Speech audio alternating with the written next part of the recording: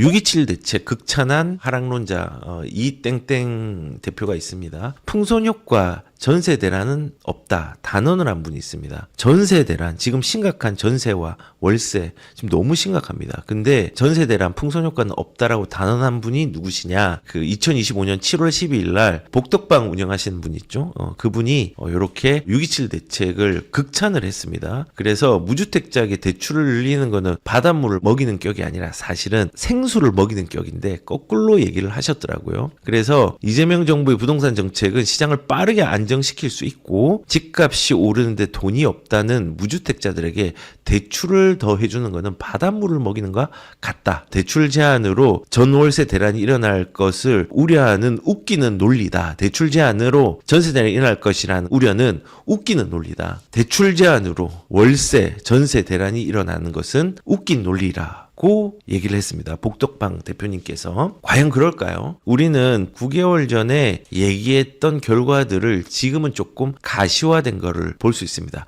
과연 전세 대란이 지금 없는가? 지금 전세가 어떤가? 매우 심각합니다. 지금 보시면은 풍선효과 전세 대란도 없다라고 얘기를 했는데요. 전세부터 볼게요. 여기 보시면요. 1000세대 이상 전세에 대해서 한번 이렇게 그냥 필터링 했고 아무데나 한번 가볼게요. 그냥 여기 보이는 데서 1000세대가 넘는데 전세가 4개, 3개, 5개, 2개, 3개, 3개, 2개, 2개. 여기는 조금 많네요. 지금 이렇습니다. 지금 경기도 쪽입니다. 지금 전세. 0개, 4개, 1개. 심각하죠? 수원도 가볼까요? 5개, 3개, 3개, 3개, 4개. 전세 대란이 아닙니까? 지금 전세의 씨가 굉장히 마르고 있습니다. 월세도 심각합니다. 지금 과연 전세대란이 없는가? 지금 1000세대 넘는 아파트조차도 매물이 몇 개가 안 되는 거는 심각한 문제라고 저는 생각을 합니다. 그리고 22억이 넘던 아파트 2달 만에 이럴 수가 집값보다 무서운 전세값이라고 합니다. 여기 보면은 뭐 이수역 힐스테이트가 이제 조금 가격이 떨어졌고 여기 예를 든 겁니다. 이거는 다 그렇다는 거 아니고 떨어졌고 그런데 가격이 조금 올라가는 게 둔화된 걸 반면에 전세값이 더 빠르게 올랐습니다. 그래서 매매가는 찔끔 내리고 전세가 는 1억 넘게 올라서 뭐 지금 전세 상승률이 매매 상승률을 조금 따라잡고 있는 양상들이 있다라는 것들을 이제 표현을 하고 있는 것 같습니다. 근데 지금 보면은 뭐 전세가가 떨어지는 데는 있습니다. 조금 둔화된데 뭐 과천 같은 경우는 전세가 좀 떨어졌습니다. 그런데 대부분의 보편적인 상황들을 볼 때는 지금 전세가는 올라간 추세입니다. 근데 여기서 중요한 거 다시 말씀드리지만요. 지금 전세의 매물이 사라지는 또는 굉장히 빠른데 거기에 비해서 전세가가 올라가는 속도가 상대적으로 느립니다. 지금은 전세가가 급등하는 부분에 초입부에 있다고 저는 생각을 합니다. 그렇기 때문에 무주택자들은 점점 갈 길을 잃을 겁니다. 우리는 거주를 해야 되잖아요. 전세든 월세든 매매든 아니면 노숙자로든 우린 노숙자를 원치 않고 전세, 월세, 매매를 해야 되는데 월세와 전세는요 움직이는 자산이 아닙니다. 위험이 없다고 하지만요 가장 위험한 게 전월세입니다. 어떻게 보면은 물론 돈이 없으면은 시작부터 이제 매매를 할 수 없다면은 전세나 월세를 일부 활용하는 시간이 있겠지만 그건 짧아야 되고요. 보통은 움직이는 자산 매매가 가장 유리합니다. 다만 유리하고 투자성이 좋은 거는 뭐가 있죠? 리스크가 있습니다. 그 리스크는 기준만 있으면 극복할 수 있습니다. 리스크가 뭐냐? 하락에 대한 리스크가 있죠. 근데 하락은요, 늘 얘기했지만 인플레이션 작은 하락과 큰 상승이 결합해서 우상향합니다. 사람들은 집을 살 때 빨리 집값이 오르기를 바라는데 그런 마음이 많을수록 실패할 가능성이 큽니다. 자산은요, 주식도 포함해서 시간을 들여야 됩니다. 우리는 그 시간을 들이는데 인색하면 안 됩니다. 그리고 그 시간을 들이다 보면요, 긴 시간 동안에 항상 어려움이 있습니다. 우리가 자전거를 타고 가는데 평지 아스팔트만 가는 게 아니라 산도 타야 되고 물도 건너야 되고요. 자갈돌도 건너야 됩니다. 그래야지 자산을 가져가는 기회, 자산을 지키는 기회를 내가 내 것으로 만들 수 있는 겁니다. 그래서 하락론자가 풍선효과로 전세대란이 없다라고 단언을 했지만 실질적으로 매물들이 거의 없고 지금의 전세의 속도가 빠른데 이게 초입 부분이다. 그리고 지금 시장에 정책적 어려움이 있지만 이거를 극복하는 시간이 필요한 순간이 왔다. 라는 것들을 좀 말씀을 드리겠습니다. 그리고 지금 아파트뿐만 아니라 빌라도 뭐 물건이 많이 없습니다. 그래서 전세 시장에 비상등이 켜졌다고 합니다. 아직까지 여기는 좀 미미하지만은 그래도 지금 빌라가 예전에는 전세 사기 이슈화 때문에 사람들이 회피를 했지만은 워낙 여기도 이제 공급이 작게 되고 물량이 없다 보니까는 수급 불균형에 의해서 조금씩 전세 시장도 움직임들이 있는 데가 보입니다. 그런데 여기서 복덕방 대표님께서는 풍선효과나 전세 대란은 없다라고 단언했지만은 실질적으로 지금은 일어나고 있습니다. 이제 문제는 뭐냐면은 이런 사람들이 있습니다. 제가 댓글을 딱 보자마자 너무 좀 당황스러워서 전세는 없어지는 게 맞습니다 라고 얘기한 사람이 있고, 월세 사는 임차인입니다. 전세 계약갱신 청구권을 사용했더니 임대인이 월세 100만 원에서 140만 원으로 신규 계약을 맺으면 거주하게끔 하겠다고 하여서 아니면은 자식을 들여보내서 보내겠다고 합니다. 그래서 급히 옮길 수가 없어서 월세 40만 원을 올리고 살고 있습니다. 3주택자가 되는 부부가 각각 다른 주거지 두고서 이런 다주택자들의 횡포가 너무 크다. 이런 횡포를 벗어날 수 있도록 법적으로 법을 강화해야 된다라고 얘기를 했습니다. 전세가 없어야지 된다. 임대인의 횡포가 심하다라고 얘기하는데요. 지금 얘기를 하는 건요. 전세가 없어지면 안 됩니다. 그러면 주거비가 굉장히 많이 불어납니다. 월세가 우리가 상대적으로 쌌던 이유가 뭔지 아십니까? 전세가 있었기 때문입니다. 주거비를 조금 저렴하게 해서 우리가 좋은 주택에 징검다리로 이용할 수 있었던 이유가 뭔지 아십니까? 전세가 있어서 그렇습니다. 전세 대출이라는 게 이자만 내고 나중에 상환을 하면 되잖아요. 싸게 살 수 있었어요. 그런 주거 사다리들을 없애버리는 겁니다. 그리고 전세가 관례적으로 그리고 역사적으로 없어질 수는 없습니다. 줄어들 수는 있지만은 조선시대 제가 예전에 전세제도 얘기해 줬고요. 그때도 갭 투자 있는 거 예전에 제가 영상으로 한 두세 번 찍은 적이 있습니다. 그런 전통과 역사를 사라지게 한다. 그리고 지금 전세를 완전히 없어지게 하면요. 지금 시장 완전 뒤흔들립니다. 전세를 아예 없애보십시오. 그럼 그 돈을 어떻게 다시 돌려줄 것이며 완전히 혼란된 상황이 오겠죠. 그래서 전세는 없어져야 된다라고 얘기하는 건요. 현실에 맞지 않는 상황입니다. 전세 지금 줄어들고 있는 건 맞습니다. 근데 없애기는 어렵습니다. 그리고 두 번째 댓글은요. 임차인이 이런 다주택자 횡포를 벗어날 수 있도록 법을 강화해야 된다고 했는데요. 다주택자가 횡포 때문에 전세라든지 이런 게 늘어난 게 아니라 정책적 규제의 잘못됨 때문에 지금 100만원에서 140만원으로 올라간 겁니다. 지금 전세를 계속 없애고 있잖아요. 월세를 없애고 있잖아요. 실거주를 하라고 하잖아요. 그리고 다주택자들 싫다고 없애라고 하잖아요. 그리고 비거주 1주택자도 갭 투자로 치부를 해가지고 세금을 올리겠다고 하잖아요. 실거주 하라고 하잖아요. 실거주를 하라고 하면요. 전세나 월세의 임차 물량이 줄어들잖아요. 줄어드는데 돈이 부족한 사람, 사회의 초년생들이 있잖아요. 그 사람들이 들어가려고 하는데 공급이 상대적으로 부족하면 어떻게 되겠습니까? 그러면은 월세나 임차료가 올라가는 겁니다. 그것 때문에 100에서 140이 올라간 거예요. 그리고 다주택자로 횡포요. 거꾸로 생각해 보십시오. 역전세 때는요. 세입자들의 횡포가 그러면 심했다고 얘기할 수 있습니다. 아닌가요? 지금 여기에 계신 분들 중에서도 분명히 이런 분이 있습니다. 오히려 역으로 지금까지 세입자한테 월세를 주는 사람이 있을 겁니다. 예전에 역전세 때문에 현금을 막지 못한 사람들.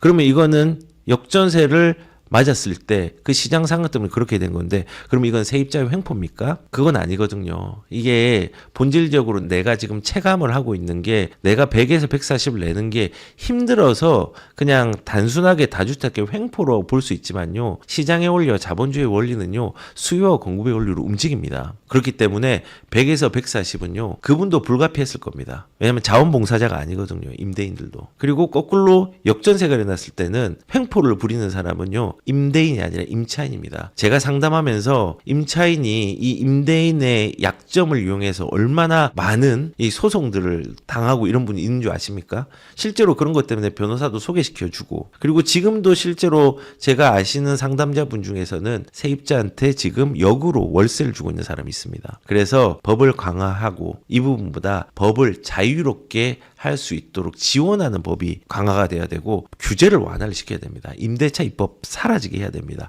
그 다음에 실거주 요건 없애버려야 됩니다. 토지거래 허가제 없애버려야 됩니다.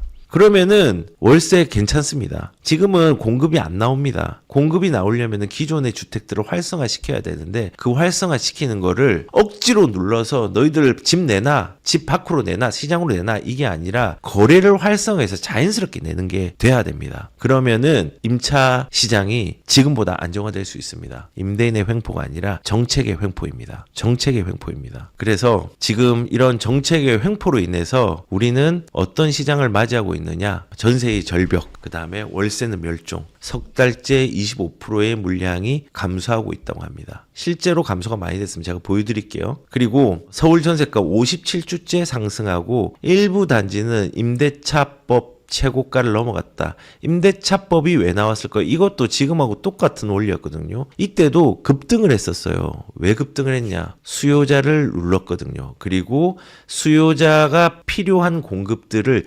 제한시켰거든요. 어떻게 제한시켰냐? 임대차 입법. 그게 통과가 된 다음에 2년에서 4년까지 전세 기간이 늘어났잖아요. 그러면은 임차인이 2년 동안 사는 게 아니라 4년을 보장을 받잖아요. 그러면은 임대인은 4년치의 전세금을 올리는 거죠. 그리고 물량은 4년치가 안 나오는 거죠. 그러니까는 시장의 가격도 교란이 됐어요. 2중 가격, 3중 가격이 됐어요. 신규 물량이 나오면은 가격이 수급 불균형 때문에 급등을 해버리고, 그리고 그 다음에 계약갱신 청구권이 있는 거는 거기서는 안정적으로 가격이 낮게 형성되고, 막 전세값이 7억, 8억 차이 나고 그랬습니다. 이때도 수요자를 생각하지 않고, 그리고 공급을 제한을 해가지고 가격들이 많이 오른 사례가 임대차 입법이 시행된 사례였고, 1989년, 90년도에도 전세를 1년에서 2년으로 늘릴 때 전세가가 급등을 해버린 적이 있었죠. 그래서 전세 물량을 감소하게 해서는 안 됩니다. 이 임대차 입법도 전세 물량을 감소하게 했습니다. 그래서 실질적으로 2021년도를 보면은, 신문을 보면요, 전세 절반이 사라져. 난민 속출. 누굴 위한 법이냐? 이게 뭐냐? 임대차 입법입니다. 임대차 입법. 올 음마아파트 전세 계약 40%가 월세 포함 1년 새 12% 늘었다. 이중 가격 격차도 확대. 보증금 대폭 인상 불보듯 뻔하다. 이때 2021년도에 2020년도 8월 1일부터 시행이 되어가지고 이때도 전세 물량들을 늦추게 만드는 법들을 만들었죠. 그래서 이때 보시면은 지금하고 과거랑 비슷합니다. 뭐가 비슷하냐면요, 전세 물량을 못 나오게 만들면요, 거래라는 건요 순환이 돼야 돼요. 근데 순환이 못 되게 하면 이런 현상이 일어나는 거예요. 임대차 입법을 법을 시행한 후에 6개월 동안 전세 물량들이 처음에 2020년 5월 정도에는 한 물량이 4만 4천 건 정도 되었습니다. 근데 법을 시행을 딱 하니까 2만 건 이때 시행했거든요. 물량이 사라졌죠. 그리고 2020년 9월달 12,000건, 그리고 2020년 10월달 8,000건으로 확 줄어들었습니다. 그렇게 줄어들고 법 시행 이후에 송파의 대단지를 보니까 지금 이중 가격이 형성되면서 가격이 팍 올라버렸죠. 그리고 강북의 대단지도 보면은 법 시행 이후에 이중 가격이 생기면서 계약갱신 청구권을 쓴 거는 안정적으로, 그 외에 신규로 새롭게 계약을 맺는 거는 전세값이 팍 올라버렸습니다. 그리고 법 시행 후에 전세 가격들도 팍 올라버렸습니다. 전체적으로. 이게 수요를 누르고 전세 물량을 안 나오게 해가지고 공급을 줄여버렸잖아요. 그러면 이런 현상이 일어납니다. 이때도 월세가 비싸졌습니다. 그래서 지금 이런 현상들이 일어나고 있고, 그리고 지금을 보겠습니다. 지금 요때도 이렇게 줄어들었죠. 자, 지금입니다. 지금도 똑같습니다. 물량을 못 나오게 만드니까 매물이 줄어들었습니다. 3개월간 32%. 그 다음에 월세는 3개월간 34%가 줄어들었습니다. 이제 아실 기준으로 2만 5에서 17,000건, 2만 3천에서 15,000건 월세는 요렇게 이제 줄어들었습니다. 그리고 지금 아까 말했지만 상대적으로 아직 줄어든 거 대비해서 월세는 좀 많이 올랐어요. 근데 전세는 상대적으로 덜 올랐습니다. 초입입니다. 제가 생각할 때는 물량을 못 나오게 하면 당연히 수급 불균형이 일어나죠. 이거를 알 건데 왜 이런 정책을 펼칠까? 저는 그 생각이 듭니다. 지금 보시면은 우리가 전세가 지금 2025년 7월 이후에 전세 가격을 한번 보면요, 7월부터 전세 가격이 어떻게 바뀌었냐? 지금 이렇게 바뀌었습니다. 다 빨간색으로 바뀌었죠. 그런데 지금은 어떻게 바뀌고 있냐? 지금 요게 이제 2월 한 달간의 그걸 보면요, 전세의 변화를 보면요, 지금 노원, 도봉, 성북, 동대문, 중구 요런 이제 하급지의 전세 가격들이 변화가 좀 일어나고 있습니다. 제가 생각할 때는 요런 지역들 조금 있으면 전세 많이 또 급등할 것 같아요. 그래서 지금 7월 이후에 그러니까는 6.27 대책 이후 2025년 6.27 후에 전세 가격의 변화는 꾸준히 있었고요. 그리고 지금은 하급지의 전세 변화가 있습니다. 그런데 저는 빠르면은 4월 중순, 늦으면은 5월 중순 이후에 매물 감소와 가격의 변화의 본격화가 일어날 가능성들이 굉장히 크다고 생각합니다. 지금 매물이 많이 줄어들었지만요. 저는 4월 중순 5월 되면요. 더 줄어들 것 같아요. 갭 투자 조금 열어놓은 것도 못하고 아무것도 못하잖아요.